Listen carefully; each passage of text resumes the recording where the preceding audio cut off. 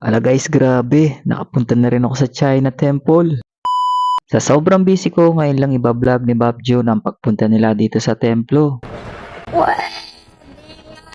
Eto pa yung maganda guys, nagban lang kami from Pilipinas hanggang dito sa China. Pero kung di kayo naniniwala, siguradong tama kayo sa inyong hinala. Dahil nandito lang kami sa San Fernando City, La Union. Pero pag nandito ka kasi sa lugar na to, para ka talagang nasa ibang bansa. Ito pala yung tinatawag nilang Matsu Temple. Sana tama yung pagkakapronounce ko. Isa kasi to sa mga sikat na pasyalan dito sa La Union, kaya hindi pwedeng hindi namin puntahan. Pero pag nandito ka guys, hindi pwede magsalita ng malalakas na boses dito. Kita nyo naman guys, pagpasok mo pa lang, may nakasulat ng pinababasa sa'yo. Observe silence. Ewan ko na lang kung di mo pa naintindihan yun. Pagdating mo nga dito sa pinakasentro ng kanilang templo guys, mamamangha ka talaga sa pagkakagawa, di ba? Ang ganda, para talagang nasa ibang bansa ka dito. Konting history muna tayo guys. Kaya pala tinawag nitong Masyo Temple kasi yung mga nagsasamba dito ay mga tinatawag niyang Masoism. Pero hindi sila formally nire-recognize as an organized religion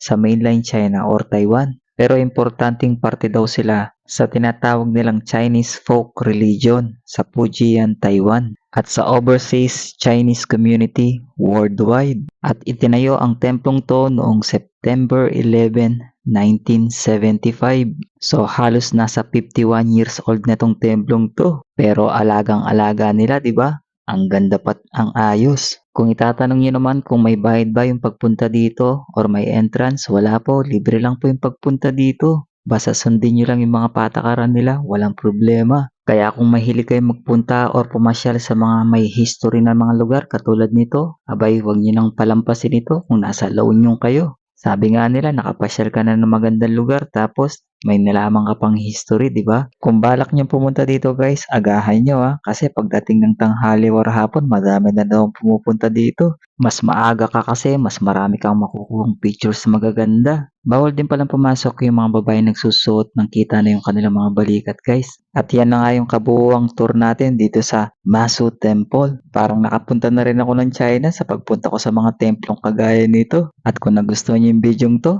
paki-like and share naman. At baka makarating hanggang China. O siya, hanggang dito na lang. Maraming salamat. Bye-bye.